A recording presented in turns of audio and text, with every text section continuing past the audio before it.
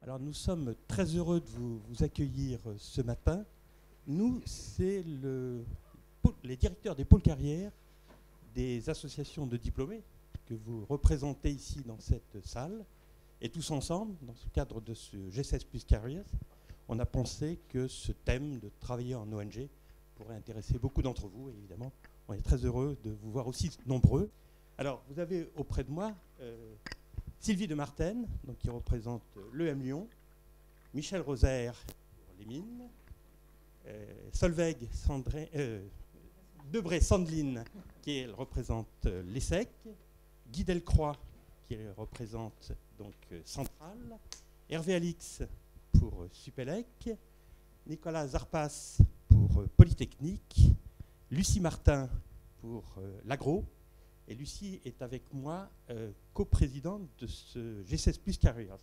Alors je me suis demandé si nous, on ne pourrait pas être une ONG, parce que j'ai compris que les ONG, il fallait être indépendant politiquement, indépendant financièrement et servir l'intérêt général. Mais je demanderai à nos intervenants ce qu'est une ONG et s'ils nous labellisent effectivement nous aussi ONG. Et Didier Jean-Perrin pour Sciences Po, que nous remercions beaucoup. Et puis Nicolas Bautron qui s'est caché, qui est là-bas tout au fond et qui représente l'INSEAD. Voilà, donc tous ensemble, on vous accueille ce matin et on voudrait donc remercier tous nos intervenants. Vous avez vu la richesse de leur parcours sur le petit leaflet qu'on vous a distribué et qui est un gage effectivement, de la qualité et de la richesse des échanges qu'on va avoir tous ensemble. Et puis bien sûr, je voudrais remercier Joëlle Garnier-Line, qui est la cheville ouvrière de cette matinale carrière, qui a préparé, organisé cette table ronde et à qui je cède bien volontiers la parole. Joëlle, à vous.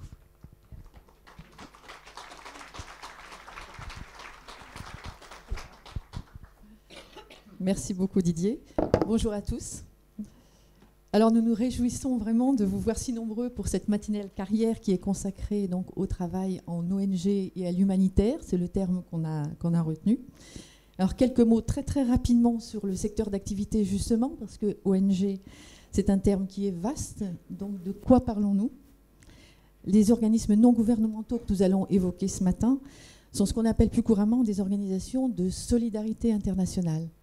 Donc là, je me permettrai juste, pour être un petit peu plus précise, de reprendre la description qui est donnée par la plateforme Coordination Sud, des structures non lucratives, évidemment, issues d'une mobilisation souvent militante, citoyenne, à caractère privé, agissant pour des causes sociales dans 3 principaux domaines, la solidarité internationale, les droits de l'homme et l'environnement, avec une dimension internationale, ou non d'ailleurs, comme nous allons le voir.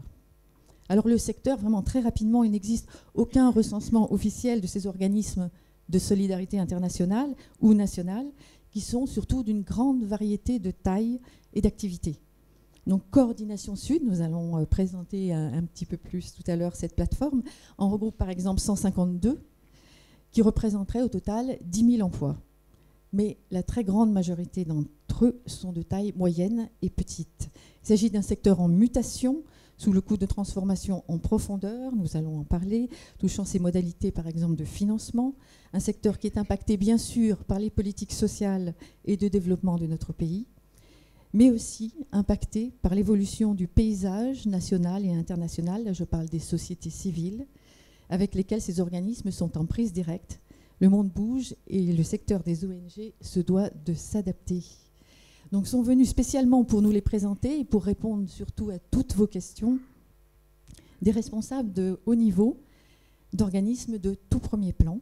Donc je vous présente Florence Delacour-Lepetit de la Fondation de France, Anne-Claire Denevy pour Médecins du Monde, Emmanuel Perrin donc, qui va représenter le secteur catholique, le secours catholique, bien connu. Vous avez Adrien Tomarcho pour Acted. Et nous avons donc la chance d'accueillir Philippe Chachan, qui est président récemment élu de la principale plateforme des ONG de développement et de solidarité internationale, Coordination Sud. J'en profite donc pour les remercier tous. Quelles opportunités professionnelles offrent ces organismes? C'est ce que nous allons découvrir, que l'on soit jeune diplômé ou plus expérimenté. Pour nous parler de la problématique de reconversion pour des professionnels du secteur marchand, nous avons la chance d'avoir la présence du cofondateur de l'ADEMA, l'Association de développement du management associatif, Hervé Garot, qui est ici et que je remercie également de sa participation. Je vais maintenant me tourner vers nos intervenants avec qui nous avons prévu de faire 2 tours de table. Nous allons les écouter d'abord sur parler de leur organisation et des métiers qu'on y rencontre. Et ensuite, nous les interrogerons sur les opportunités de carrière qui existent dans leur structure, les profils qu'ils recherchent, et nous écouterons leurs conseils. Je vous propose, en termes d'organisation, de réserver, si vous voulez bien, vos questions, qui seront certainement nombreuses, j'en doute pas, pour la fin des interventions. Et enfin, un tout dernier point, parce que je vois que j'arrive à la fin des 2 minutes qui me sont imparties. Nous avons la chance d'avoir 2 grands témoins de l'action humanitaire qui apporteront leur témoignage en toute fin de table ronde. Il s'agit de Lindsay Nefesh-Clark, qui est ici au premier rang, fondatrice du Women's World Wide Web, elle nous en parlera, et de Anne-Charlotte Schneider, ici également, responsable des urgences chez Action contre la faim. Bien, alors je me tourne vers Florence Delacour-Le-Petit. Bonjour. Donc, vous êtes directrice ressources humaines, organisation et système d'information de la Fondation de France. Alors, la Fondation de France est un acteur de premier plan, hein, bien sûr, du monde de la solidarité en France. Est-ce que vous pouvez nous la présenter un peu et surtout, quel type de métier y rencontre-t-on? Bonjour à tous. Alors, pour vous parler de la Fondation de France, il est important de préciser que la Fondation de France est une entreprise totalement privée, qui ne vit pas de subsides publics et qui a schématiquement deux types d'interventions. D'abord, on intervient à travers la gestion de nos fondations sous égide, puisque nous gérons plus de 750, si je suis tout à fait juste, pour cette année, on arrive à 775 fondations sous égide, dont nous apportons une gestion, mais aussi un conseil philanthropique. Et puis le deuxième champ, nous intervenons à travers nos programmes sociaux qui sont de la redistribution dans tous les domaines de l'intérêt général. Alors sur les métiers de la Fondation de France, bien, ils sont un peu au regard de ces 2 piliers de mission. On a à peu près un tiers des effectifs de la Fondation de France qui sont spécifiques aux métiers dits du mécénat. Donc les métiers du mécénat, ça va être ces métiers autour de la redistribution sur des thématiques sociales, donc dans tous les champs, comme je le disais. Ça va des enfants à la santé, à l'handicap, à l'emploi, à l'habitat, à la culture. La liste est encore plus longue que celle-ci. Et l'autre partie sur le mécénat va concerner la gestion des fondations. Sinon, les 2 tiers de l'entreprise reposent sur des métiers qui sont totalement transversaux à n'importe quel secteur, c'est-à-dire les métiers de la gestion. Alors là, on va retrouver des métiers autour, évidemment, des ressources humaines, bien entendu, les métiers de l'informatique. Donc, je dirige la direction des systèmes d'information, donc on retrouve absolument tous les mêmes métiers que dans n'importe quel DSI. Nous avons des métiers autour de la comptabilité, de la gestion, de la finance.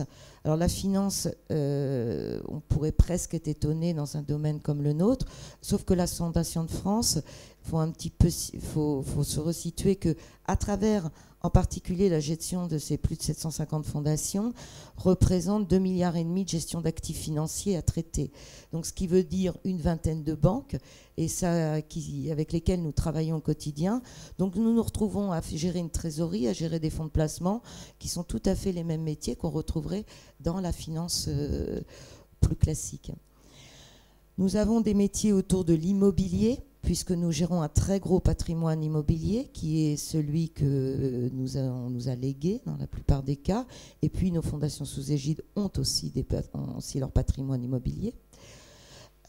Donc on retrouve tous les métiers classiques de l'immobilier, hein, parce que nous avons des biens inaliénables, donc il faut gérer ces fonds de façon permanente.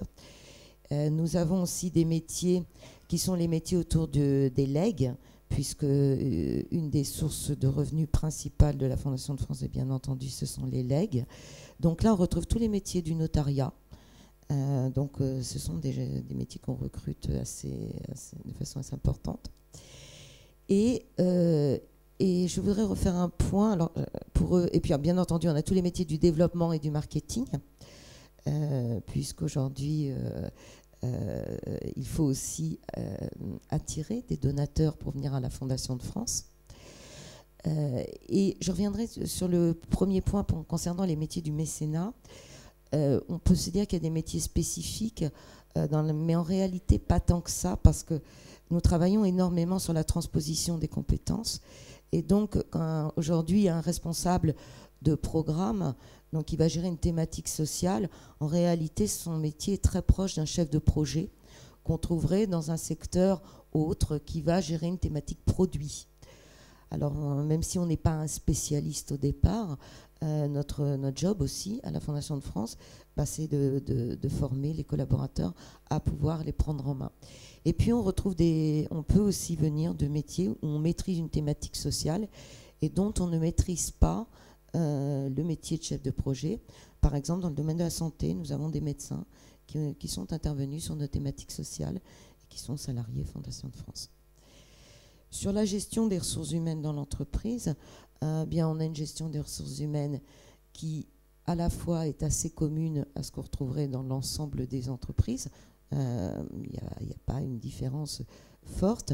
Néanmoins, parce que moi-même venant de secteurs qui ne sont pas des secteurs associatifs, philanthropiques, il y a quand même quelques inflexions qui sont particulières au secteur, où je dirais, je ne sais pas si mes camarades diront la même chose, mais nous avons une gestion, je trouve, un peu plus arrondie, un peu plus à l'écoute dans la vie quotidienne du collaborateur, mais peut-être on va en parler après, mais que dans parfois certains secteurs qui sont peut-être un petit peu plus radicaux pour traiter un management des ressources humaines.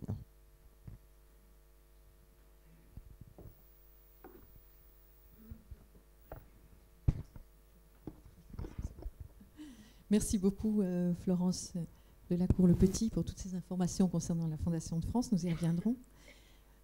Je vais passer la parole à Hervé Garot de l'ADEMA. Donc, l'ADEMA, c'est l'association du développement du management associatif.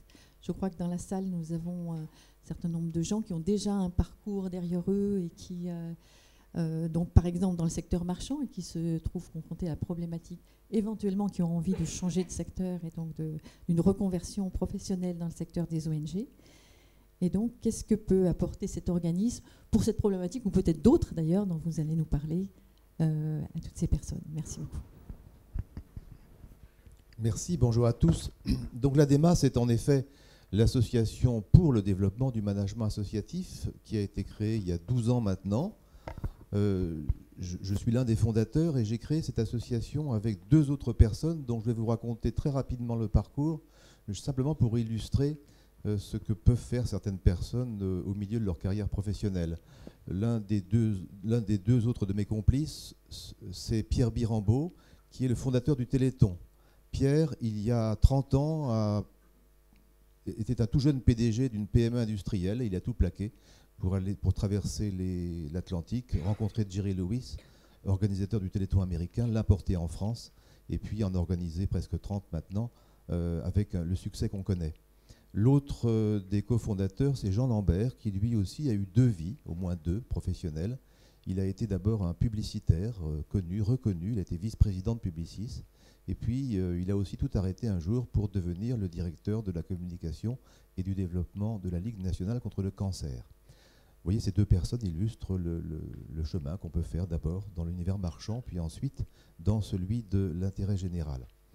Lorsque nous avons, Jean-Pierre et moi, créé l'ADEMA il y a 12 ans maintenant, c'était pour essayer d'apporter une modeste contribution à la tentative de rendre les associations, les fondations, les organisations du secteur de l'intérêt général plus performantes en préservant leur militantisme. Nous considérons que performance et militantisme ne sont pas incompatibles. Alors que fait l'ADEMA ? Essentiellement, son activité consiste à proposer un cycle de formation diplômante au management des associations et des fondations à Mines ParisTech. C'est une formation qui s'adresse à des dirigeants associatifs, bénévoles ou salariés, ou ceux qui aspirent à le devenir. Par cette phrase, il faut comprendre les administrateurs d'associations ou de fondations, les cadres dirigeants, salariés, les étudiants fraîchement émoulus de l'université ou d'une grande école et qui souhaitent s'engager dans l'intérêt général mais ne veulent pas encore prolonger de manière trop longue leurs études, les personnes qui s'apprêtent à prendre leur retraite et qui, au crépuscule de leur vie professionnelle, se disent « j'ai travaillé comme un cinglé toute ma vie, je n'ai pas eu le temps de me consacrer à des actions d'intérêt général, il est temps pour moi de devenir bénévole, mais je ne sais pas comment faire ».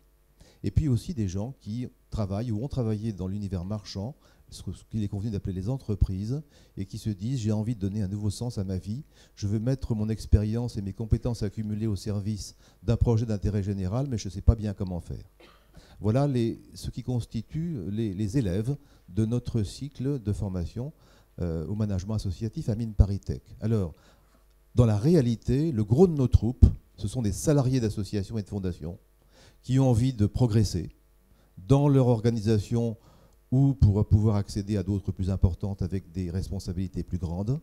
Et puis ce sont des personnes qui veulent faire le grand saut du monde merveilleux des entreprises à cet autre monde non moins merveilleux de l'intérêt général. Qu'est-ce que l'ADEMA propose ?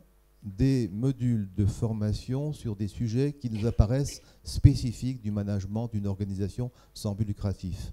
L'ADEMA ne propose pas de formation à Word, à Excel, à l'anglais, à la prise de parole en public ou à la conduite de réunion, parce que tout ça ne nous semble pas particulièrement spécifique du pilotage d'une association. En revanche, elle propose des formations à la stratégie, à la gouvernance, au modèle économique, à la communication, au développement des ressources, à la finance, au juridique, parce que tout cela nous semble particulier de la gestion du pilotage d'une association.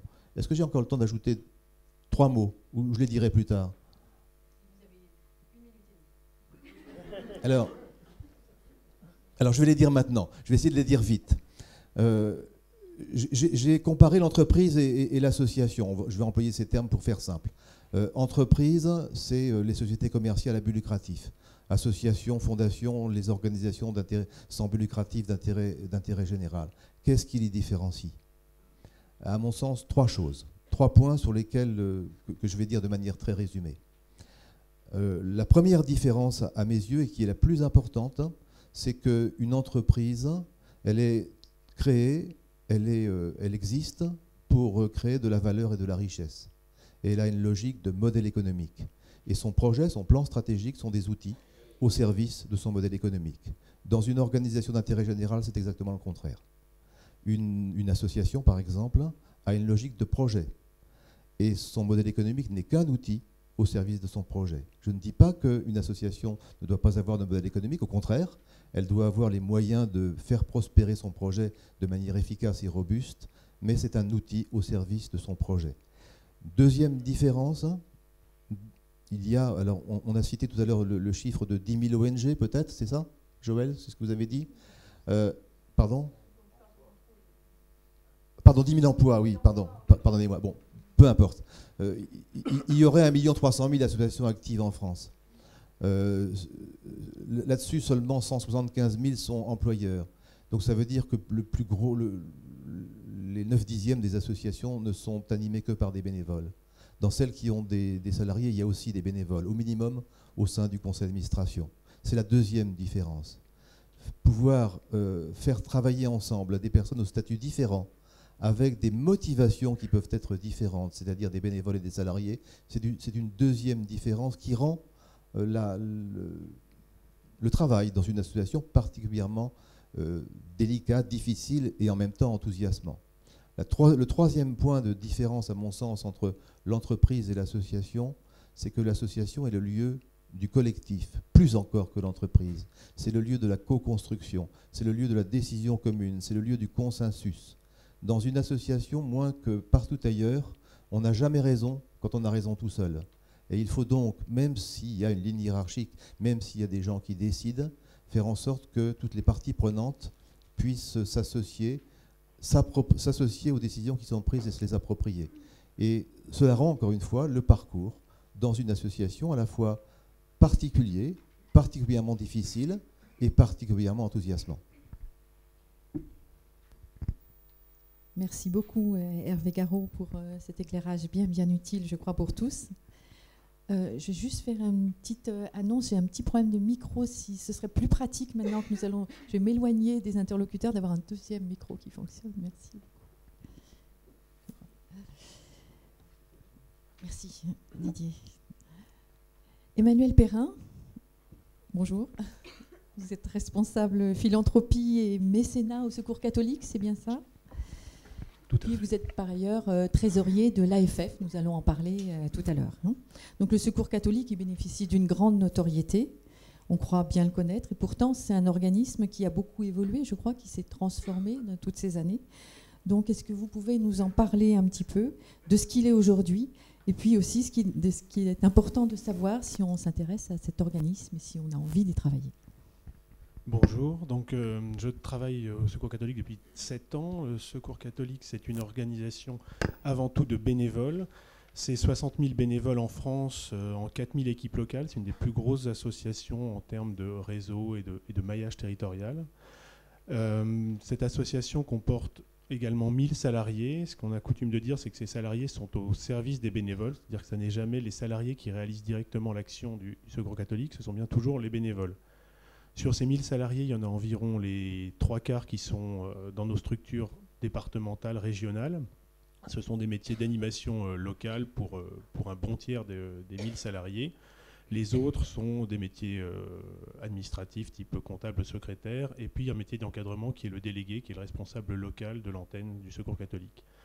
Ensuite, les 250 qui restent sont au siège, sur des fonctions support, où là, effectivement, c'est très semblable aux métiers habituels en matière de communication, en matière de RH, en matière de finance. Donc là-dessus, il n'y a pas de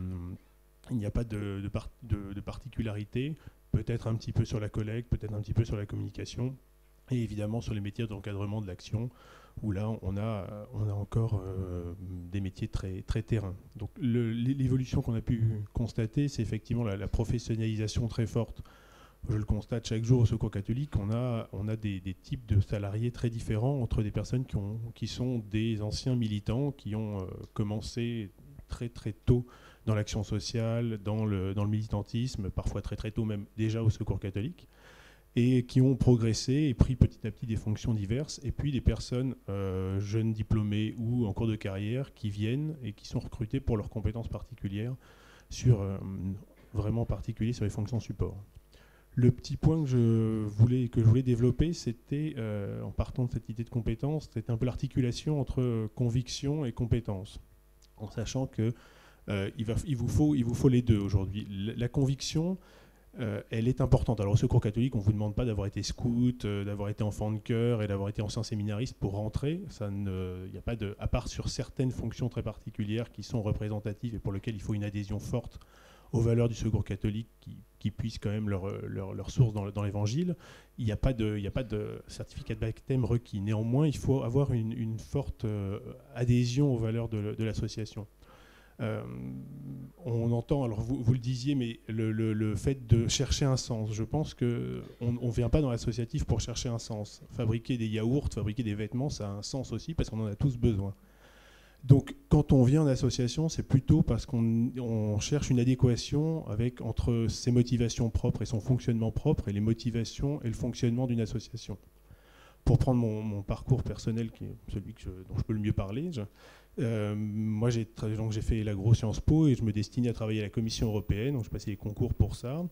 On attend, une fois qu'on a eu les concours, on peut attendre un peu de temps avant d'être embauché. Ce temps m'a permis de réfléchir, de mûrir, de m'apercevoir qu'une carrière administrative n'était pas forcément ce qui me convenait le mieux, que c'était quelque chose de très structuré, de très cadré, et que si je devais travailler pour l'intérêt général, le monde associatif me conviendrait peut-être mieux. Et du coup, j'ai eu la chance de rentrer au Secours catholique sur un CDD, donc qui m'a donné l'occasion de tester, de voir si ça me plaisait. Et je me suis rendu compte que ça me plaisait beaucoup. C'est pour ça que j'y suis encore 7 ans après. Et je pense que la différence que j'ai faite et qui m'a permis de choisir entre cette carrière administrative et cette carrière en ONG, c'est effectivement se rendre compte de la richesse qu'il y avait à ce que ce soit les personnes elles-mêmes, les citoyens eux-mêmes qui prennent en charge l'idée qu'ils ont et la volonté de transformation qu'ils peuvent avoir pour la société. Ça, c'est quelque chose qui m'a beaucoup marqué, surtout au Secours catholique où c'est 60 000 bénévoles. C'est vraiment des bonnes volontés de tous les jours qui font fonctionner l'association et qui réalisent une action que j'aime beaucoup, que j'admire beaucoup. Et donc cette adéquation entre la motivation, la mission du secours et son fonctionnement, je l'ai trouvée et j'en suis ravi. En revanche, après ça, la façon dont je suis rentré au Secours catholique, là, d'une façon plus pragmatique, ça a été vraiment sur une compétence. C'est-à-dire qu'en attendant de travailler à la commission, j'avais un poste de consultant en système d'organisation, enfin en système d'information et organisation. Et c'est vraiment sur ce métier-là que j'ai été recruté. J'ai commencé comme responsable de la mise en place du système de comptabilité et de gestion, qui était dans la continuité du métier que je faisais en tant que consultant. Et ça, c'est ce que j'ai fait pendant un an et demi. En revanche, après ça, une fois qu'on y est, on favorise beaucoup la mobilité interne. Donc depuis, en 7 ans, j'ai fait 4 postes différents. Je me suis occupé de l'application comptable. Ensuite, je me suis travaillé sur les statistiques et le ciblage sur le marketing direct, parce que je connaissais la partie informatique et parce que par mes études, j'avais fait pas mal de stats. Ensuite, je suis passé sur la partie mécénat et maintenant, j'ai élargi un petit peu et je m'occupe de l'équipe d'une équipe qui s'occupe des legs, de la partie grand donateur et de la partie mécénat. Donc du coup, cette idée de mobilité après, elle est vraiment présente. Alors dans une association comme le Secours catholique qui a 1000 salariés, elle est possible. Dans des associations plus petites, elle est parfois plus difficile. Mais en tout cas, une fois qu'on est dans le secteur associatif, il est sans doute plus facile de bouger sur des fonctions différentes que dans d'autres secteurs. J'ai respecté le timing. Oui, vous l'avez parfaitement respecté. Ce qui me semble important, que vous avez indiqué déjà dans un premier temps, et quand on en avait discuté aussi, on avait fait état, c'est l'aspect adéquation, effectivement, entre sa recherche personnelle et puis qu'est-ce qu'est l'organisme auquel on s'adresse. Vous disiez que vous aviez parfois des personnes qui s'adressaient à vous qui étaient simplement lassées du secteur marchand et ça ne vous suffit pas. Oui, tout à fait, effectivement. Ça, c'est un point complémentaire. Je rencontre assez régulièrement, de par ma fonction à l'AFF, dont je vous parlerai tout à l'heure, des personnes qui sont en reconversion professionnelle. Et c'est vrai qu'on sent très rapidement cet aspect conviction doit être présent. On ne demande pas de quelqu'un qui veuille à tout prix sacrifier sa vie pour sauver le monde, mais il faut qu'on sente que ça soit une motivation réelle. On rencontre beaucoup de personnes dont on sent qu'elles quittent le secteur marchand par lassitude, et en se disant je vais peut-être trouver quelque chose de différent au niveau du secteur associatif. Et ça, je pense que c'est une erreur. D'abord, ça se sent tout à fait lorsqu'on explique sa motivation à changer de fonction. Et ensuite, ça ne peut pas marcher parce que, comme vous le disiez, le monde merveilleux des ONG, il est aussi merveilleux que celui des entreprises, c'est-à-dire qu'il a ses difficultés également. Et je dirais dans votre sens pour dire qu'elles sont même parfois supérieures parce que le fait de confronter le militantisme, le bénévolat, le travail salarié, ça crée des situations humainement complexes. Parce que les bénévoles attendent une reconnaissance, les militants attendent un engagement. Et ce mélange fait des situations qui, quand on est en désaccord, peuvent être parfois plus rudes que dans une entreprise où les désaccords seront peut-être plus rationnels ou en tout cas posés sur des faits plus objectifs que dans une association. Merci beaucoup, Emmanuel Perrin.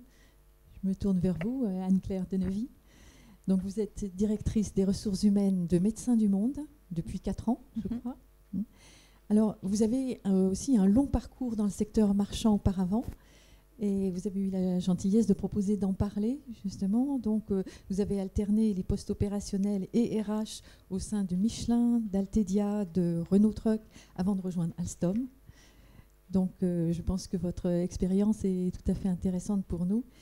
Qu'est-ce qui a été à l'origine de ce choix, de ce passage dans le secteur ONG humanitaire ?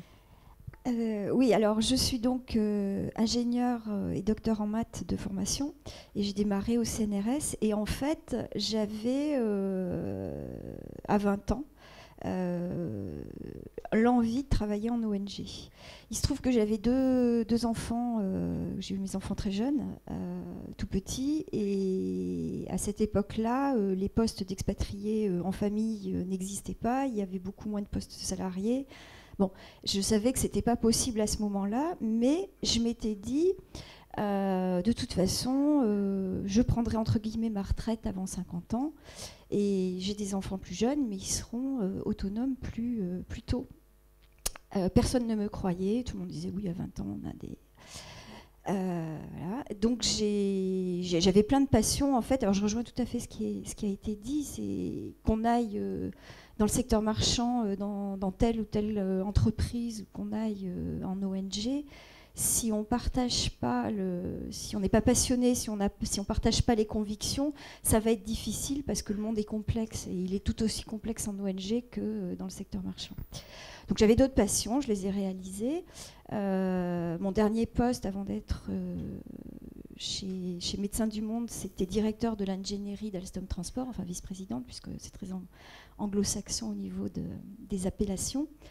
Et j'ai effectivement alterné des métiers très support, donc stratégie, communication, RH, et des métiers très opérationnels avec énormément d'encadrement et à l'international.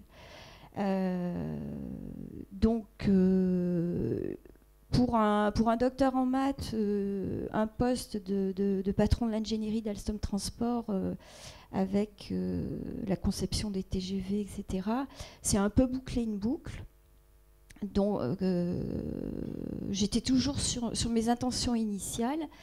J'ai réfléchi pendant un été et je me suis dit oui, je suis prête maintenant, et j'ai cherché effectivement dans le monde non lucratif, mais avec l'intention de trouver un enjeu professionnel tout aussi motivant, tout aussi complexe, avec une dimension internationale et des convictions qui rejoignaient les miennes, où je me retrouvais au niveau du sens. Alors ce que j'ai remarqué, puisqu'on recrute absolument tous les âges, on en reparlera tout à l'heure chez Médecins du Monde, ce qui est très très important, c'est effectivement, on ne va pas chez Walt Disney quand on va en ONG, et à partir d'un certain âge, on est peut-être par moments plus réaliste sur ce qu'on peut trouver. Et sur les difficultés qu'on va rencontrer. Donc ça, moi, j'insiste toujours beaucoup. Et c'est vrai que ça se voit très facilement en entretien. On ne va pas en ONG pour fuir quelque chose, on y va pour trouver quelque chose. C'est même plus facile pour faire quelque chose. C'est plus humble, c'est plus réaliste, et on a plus de chances de réaliser ce qu'on vient y chercher. Donc voilà, alors après, si vous avez des questions, je pouvais raconter tous les postes que j'ai tenus. Mais c'est peut-être plus intéressant de parler de ce qu'est Médecins du Monde. Donc c'est une ONG d'action médicale et très orientée sur le changement social, qui a la particularité d'être présente aussi bien dans l'action sociale en France que dans la solidarité internationale. Il y a 350 projets à l'international, 200 en France. On est 4000, sur les 4000, on est 2000 bénévoles qui interviennent sur les programmes français, 1500 environ salariés de droits nationaux, donc des acteurs des pays dans lesquels on intervient à l'étranger. Et en salariés de droit français, qui est peut-être ce qui vous intéresse le plus, en fait, on n'est pas très nombreux. On est 300, 350, 300 CDI. 100 expatriés. Donc une des particularités de Médecins du Monde, c'est l'approche communautaire, et c'est le principe extrêmement connu de Mandela, ce que vous faites sans nous, vous le faites contre nous. Donc en fait, l'engagement chez Médecins du Monde, il est énormément basé sur des bénévoles en France et sur des acteurs nationaux dans les pays dans lesquels on intervient, et via des partenariats avec la société civile qu'on essaie de développer. Les métiers qu'on y trouve, on va retrouver tout à fait ce qui vous a été décrit par les autres. Nous, on a 75% de postes en encadrement, à peu près. Donc tout à fait les formations type grandes écoles pour la France, bon, sachant qu'on recrute absolument toutes les nationalités. Les deux seuls métiers qui sont un peu plus particuliers, mais auxquels on peut se former par transfert de compétences extrêmement rapidement, c'est ce que vous avez mentionné, la collecte et le plaidoyer. Mais qui sont des... Bon, pour quelqu'un qui a fait une business school, la collecte, c'est d'abord du marketing. Et le plaidoyer, c'est connaître son sujet et c'est de l'argumentation, de la rédaction et de la communication. Voilà. Sinon, vous allez trouver... alors, pour les ingénieurs, s'il y a quelques ingénieurs dans la salle, c'est comme dans un certain nombre d'entreprises, les métiers de la logistique répondent à un besoin de plus en plus criant. Et on trouve très peu d'excellents logisticiens. Donc ça, si on parle de transformation de métier, la logistique va être un des métiers sur lesquels il y a beaucoup de voies d'avenir. J'ai dit qu'on était dans l'action médicale, mais les médicaux chez nous sont soit bénévoles, on en a très très peu en fait en salariés, c'est soit des bénévoles sur les missions France, soit des médicaux chez nos partenaires dans les pays dans lesquels on intervient, ou des salariés nationaux, mais extrêmement peu hors urgence, mais on aura un témoignage urgence, je crois, tout à l'heure, hors situation d'urgence, où là encore, on envoie des médicaux. Et l'autre particularité, mais qui a été évoquée aussi, c'est la cohabitation de la militance et de la compétence, mais qui ne se divise pas du tout entre salariés bénévoles. Un médecin bénévole, il est bien évidemment extrêmement compétent, surtout s'il a une spécialité. Et un salarié qui vient travailler chez Médecins du Monde est en général extrêmement militant, puisqu'une des différences qu'on avait évoquées, faut quand même le dire, c'est les salaires. Donc quand vous faites le choix, vous avez des postes qui sont aussi intéressants que dans le secteur marchand, parfois plus difficiles, parfois plus complexes, mais qui sont franchement beaucoup moins bien payés. Donc les personnes qui font ce choix-là, ils ne le font pas parce qu'on ne va pas les prendre parce qu'ils ne trouvent pas ailleurs. Ils adhèrent aux valeurs de l'association, ils adhèrent à cet engagement-là.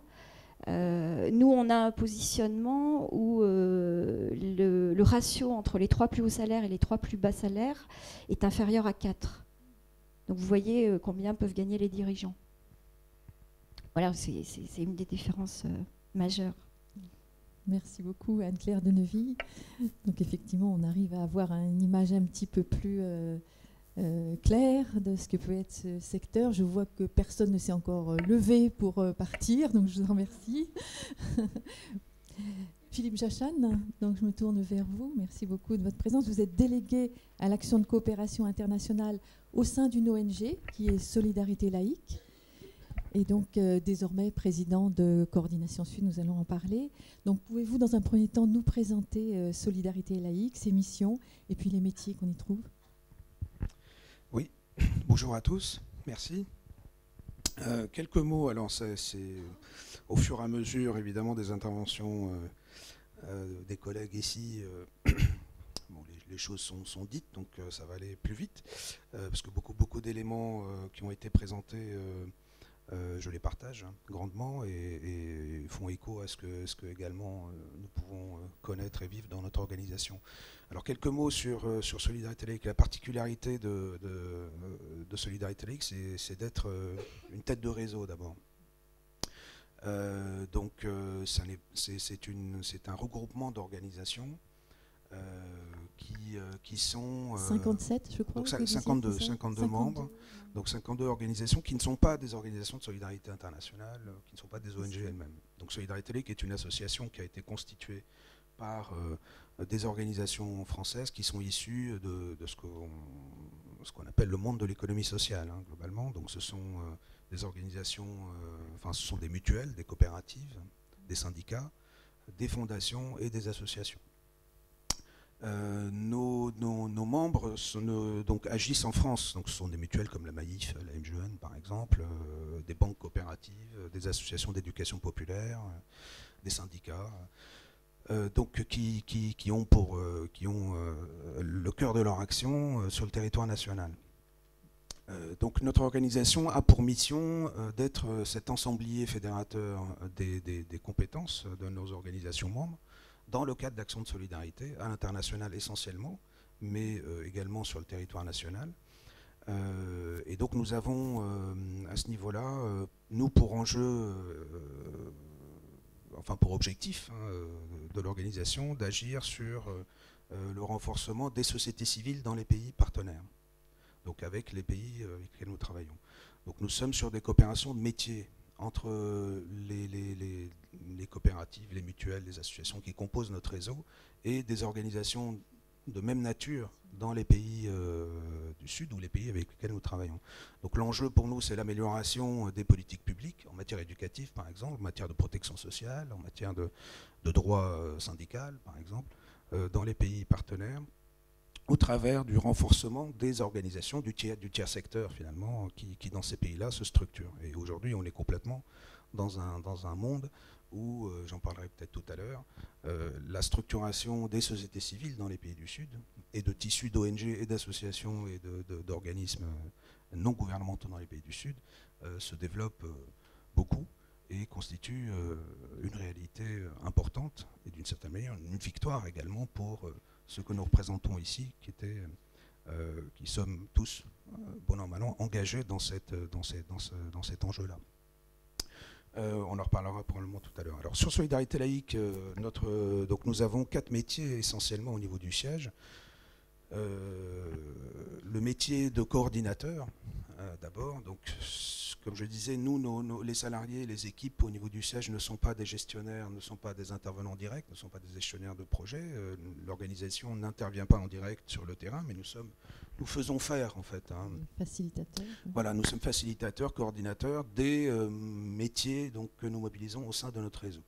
Ce qui veut dire qu'effectivement, on est également dans des logiques où nous avons des professionnels de la gestion de projet, de la coordination de projet à l'international, au niveau du siège, et qui travaillent avec des mutualistes, des éducateurs, qui ne sont pas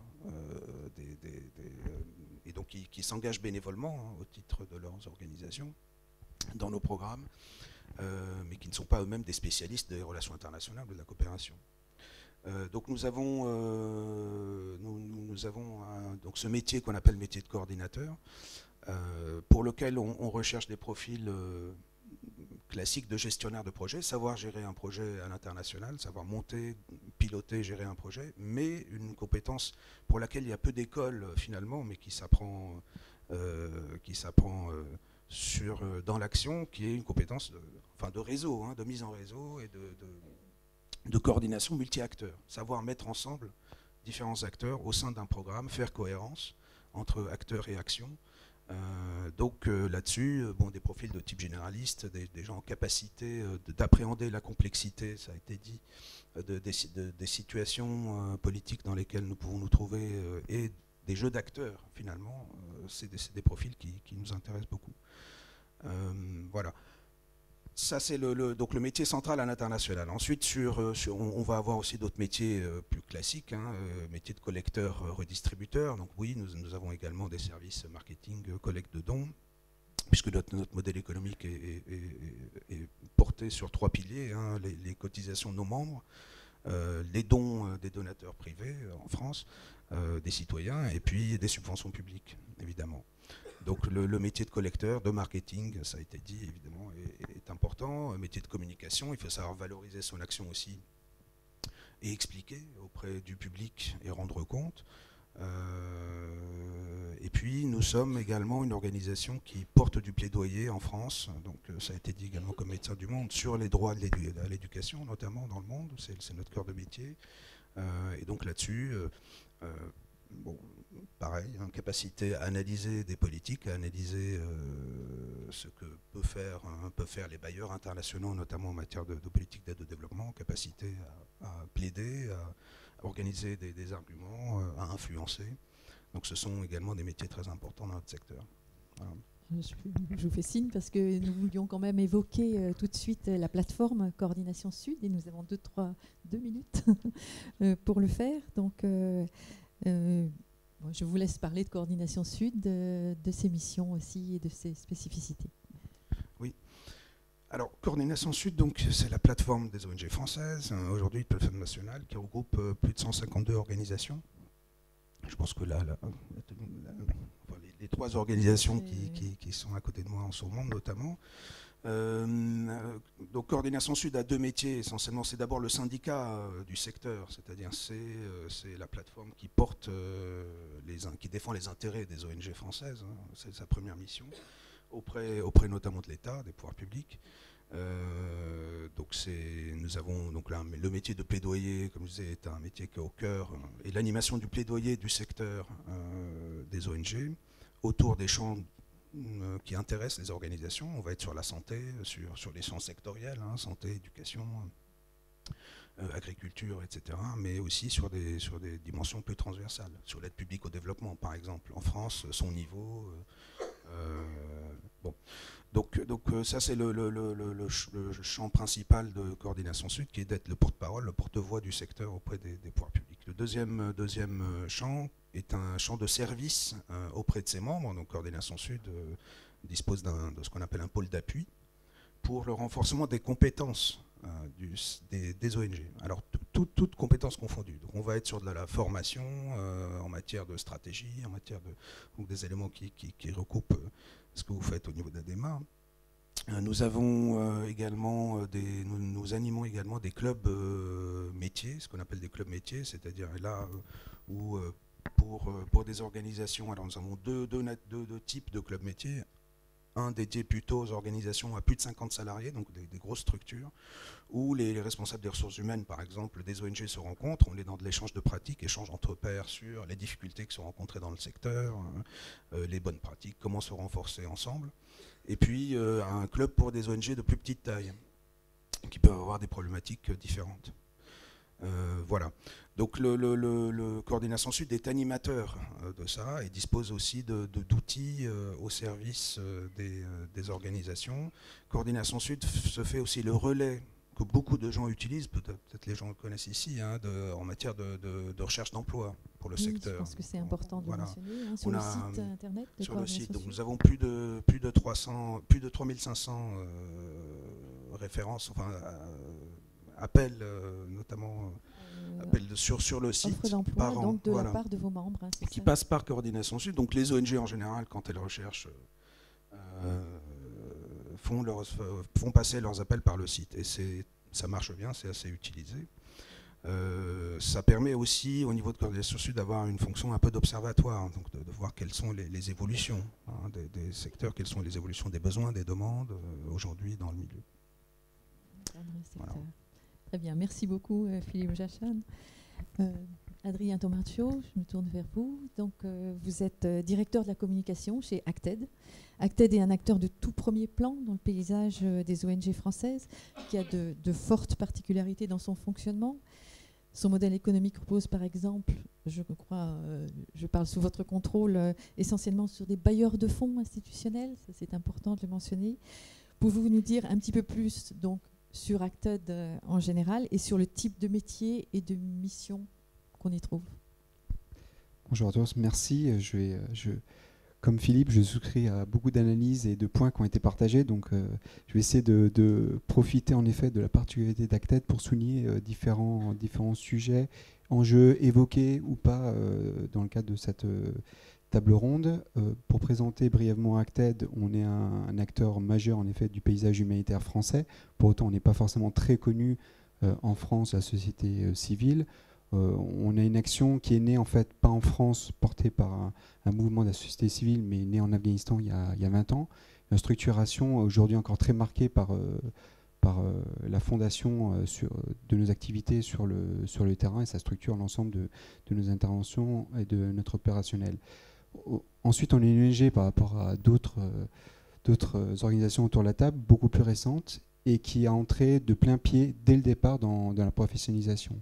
On n'a pas eu de débat, il n'y a jamais eu d'action bénévole et de professionnels.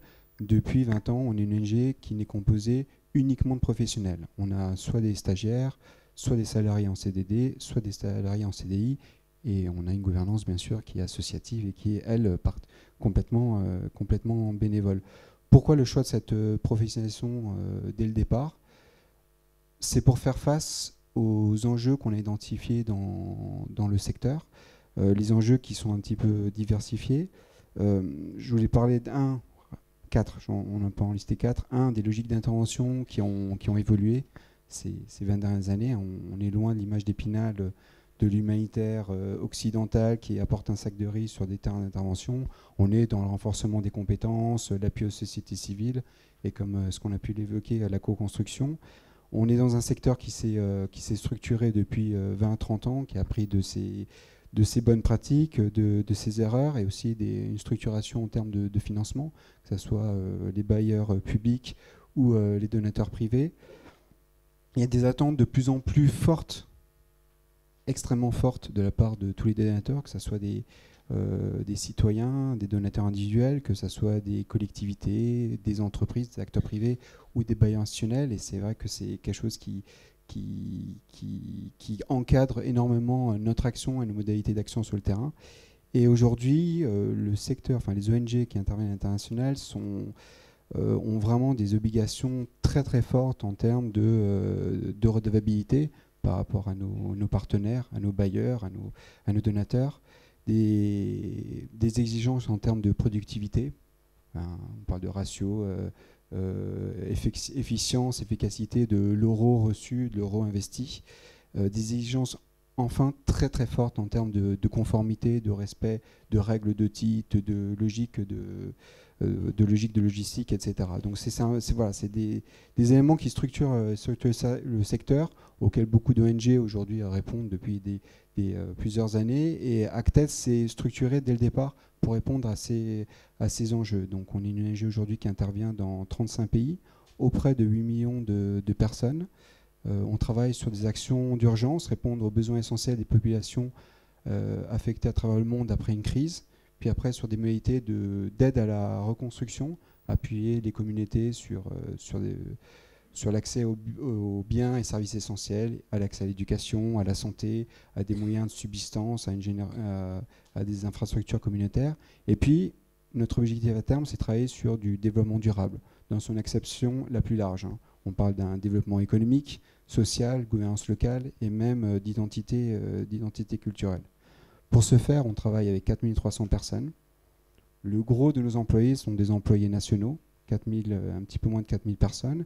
Et on a donc 350, ce qu'on appelle nous des employés, des staffs internationaux, une petite cinquantaine au siège. Donc on est une toute petite structure à Paris. Et on a un petit peu plus de 300 expatriés qui sont sur le terrain. Donc le gros de l'emploi, le gros de nos activités pour ces fonctions terrain, ces fonctions salariées se font donc sur le terrain. Avec des métiers phares, on a toutes les fonctions programme, à peu près 50% de nos expatriés, qui ont des fonctions essentiellement de coordination de projet. Ils peuvent apporter pour certains une compétence technique en tant qu'ingénieur, agronome, etc. Mais ce qui est très important, ce qu'on attend d'eux, c'est une capacité, une compétence de management de projet, de planification, de suivi du projet et de management des équipes. Pourquoi ? Parce que pour nos métiers, la plupart de la technicité, on la trouve sur le terrain. Dans la plupart de nos pays d'intervention, on trouve des gens qui sont des ingénieurs civils, des agronomes, qui ont été formés soit dans leur propre pays, soit en Europe, et qui sont capables de mettre en œuvre des programmes et des projets. Ils ont leur grosse valeur ajoutée, c'est qu'ils connaissent les contextes d'intervention. Et donc nous, les staff programmes vont apporter une dimension supplémentaire en termes de management. Ensuite, on a des fonctions support qui regroupent un petit peu des métiers qui ont été présentés. On a les métiers du développement de projet. Donc c'est développer un projet, le présenter à différentes entités. Aujourd'hui, on gère 400 projets par an. On a une dimension finance. On a parlé de conformité. Donc on a des personnes qui travaillent sur la gestion financière, le contrôle des gestions. Ensuite, on a des fonctions logistiques. Donc encore une fois, on ne parle pas de logisticiens, de personnes qui vont réparer des voitures, etc. C'est des gens vraiment qui s'occupent de tout ce qui est procédure d'achat, suivi des stocks, avec beaucoup de contraintes ou d'obligations, en fonction de comment on se positionne en termes de suivi des assets et de suivi de la logistique. Ensuite, on a des fonctions d'audit, de contrôle a priori et a posteriori de nos projets. Et puis après, on a des fonctions de coordination de zone et coordination pays. Sur le siège, pour terminer, on a quelques fonctions qui sont celles d'un siège, d'une organisation. Donc ces mêmes fonctions auxquelles on va ajouter quelques postes en communication, RH, système d'information et IT. Bien, merci beaucoup. Effectivement, là, c'est un bon exemple d'évolution de la société civile dont on parlait tout à l'heure dans les pays du Sud et de ce qu'on peut apporter maintenant de façon très différente de ce que pouvaient les ONG, ce que pouvaient faire les ONG autrefois.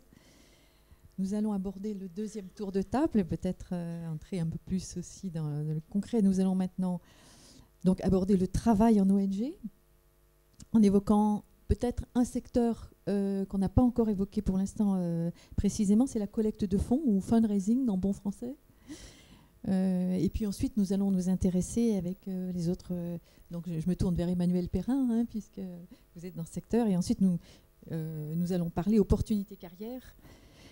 Et nous essaierons de recueillir vos conseils pour la salle.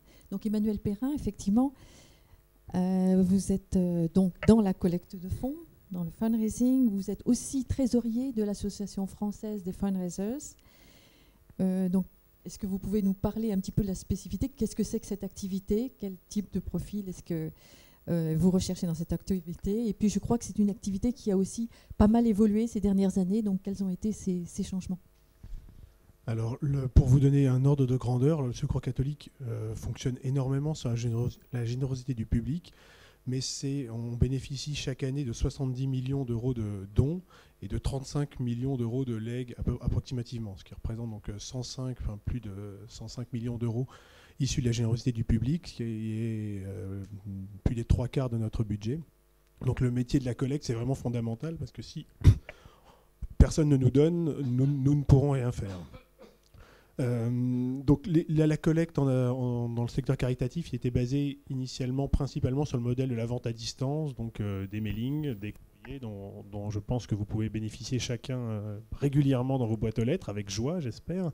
Donc ça c'est le modèle qui est encore le modèle dominant. Ça représente une part très importante, variable sur les associations, mais toujours plus de la moitié de la collecte des associations.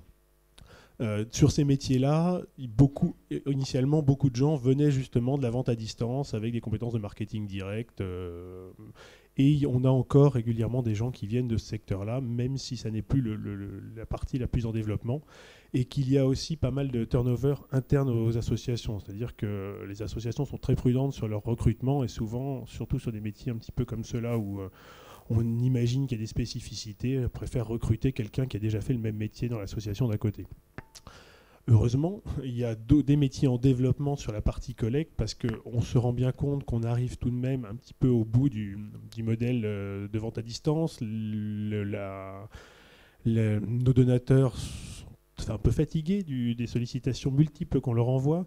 Et puis, le paiement par chèque, c'est pas quelque chose qui va appeler un avenir brillant. Donc, du coup, les développements actuels sur les métiers de la collecte, ça va être beaucoup sur le web, où effectivement, ce sont des métiers très techniques sur lesquels les personnes qui sont issues du marketing direct sont parfois assez peu à l'aise. Donc du coup, sur ces métiers-là, on recrute des profils vraiment qui connaissent bien, en général plutôt des profils jeunes, à l'aise avec tout ce qui est réseaux sociaux, tout ce qui est dans ces domaines-là, avec lesquels nous, on n'est pas forcément très familiarisés. Et l'autre partie du développement, c'est ce qu'on appelle un peu pompeusement les dons stratégiques, qui correspond en fait à toute la partie où on demande une relation individuelle avec le donateur. Donc ça va être les legs, le mécénat et ce qu'on appelle la philanthropie, donc approcher quelqu'un qui aura une capacité de contribution très importante. Sur ces métiers-là, effectivement, c'est très ouvert parce qu'il n'y a pas de compétences vraiment particulières. C'est connaître l'association, y adhérer, et ensuite être capable de réaliser une approche quelque part commerciale qui ressemble à celle d'une approche en B2B ou d'une approche en grand compte. Donc sur ces métiers-là, il y a pas mal de développement et pas mal de postes qui s'ouvrent, dont beaucoup sont occupés par des personnes qui viennent du secteur marchand ou qui, en tout cas, n'étaient pas issus du secteur associatif. Alors une petite particularité du secteur associatif, c'est qu'effectivement il est très collaboratif. Donc l'association française des fundraisers, dont je suis trésorier, est une bonne illustration de ce fonctionnement, c'est-à-dire qu'on se réunit très régulièrement pour échanger sur ce qui marche pas, les relations qu'on peut avoir. Je pense que ça surprendrait beaucoup des commerciaux du secteur marchand à quel point on peut partager sur nos pratiques en disant bah oui tiens moi avec telle fondation j'ai tel problème, j'aurais présenté tel projet. Ah oui tiens bah moi aussi c'est pareil. Ou alors sur le marketing direct, essaye surtout pas ça marche pas du tout. Je pense que ce genre d'échange entre associations qui sont censées être concurrentes en tout cas sur le marché ne se fait pas tellement dans le secteur marchand.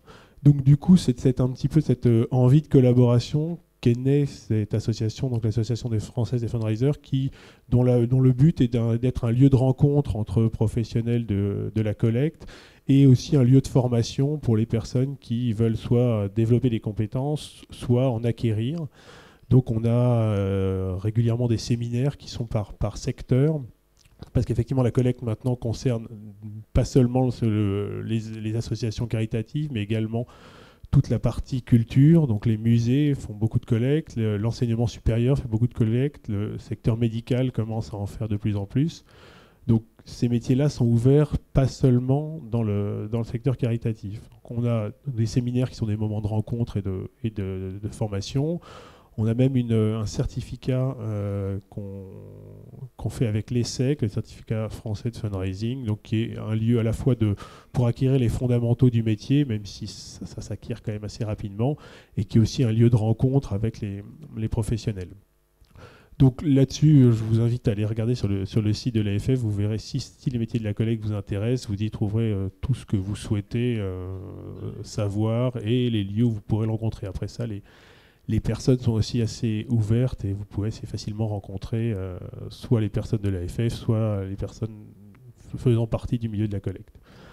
Alors j'ajouterai juste en 30 secondes un tout petit point sur les particularités du travail en association. La collecte en est un bon exemple.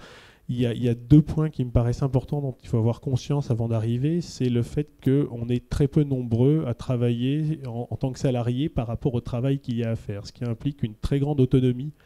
Et ça, il faut être à l'aise là-dessus. J'ai eu des expériences de voir des personnes qui ont besoin d'être fortement cadrées, d'avoir des missions claires. Si vous êtes comme ça, ne venez pas. Parce que clairement, vous faites ce que vous voulez. Enfin, alors je caricature beaucoup, mais néanmoins, on n'est pas assez nombreux, on n'a pas assez d'organisation, et donc du coup, il faut s'occuper d'un peu de tout en même temps. C'est à vous de définir vos priorités, c'est à vous d'y mettre les moyens qu'il faut. C'est en même temps très enthousiasmant, très agréable, mais en même temps, ça peut être un peu stressant aussi de se dire que tout ce qu'on ne fait pas ne sera pas fait, et vu qu'on le fait au bénéfice d'une association qui a quand même une cause à laquelle on tient, ça peut être un peu envahissant. Donc ça, c'est un point important dont il faut avoir conscience. Le deuxième, c'est effectivement ce qu'on disait sur on pourrait appeler le management par la bienveillance. C'est très agréable, ça a aussi des inconvénients. Il faut se rendre compte qu'une association a parfois du mal à décider parce que vouloir ne froisser personne, vouloir avoir une décision collégiale, ça ne clarifie pas forcément les choses. Et là aussi, il faut pouvoir être à l'aise dans un milieu dans lequel on décide difficilement, lentement et pas toujours tout à fait nettement. Voilà.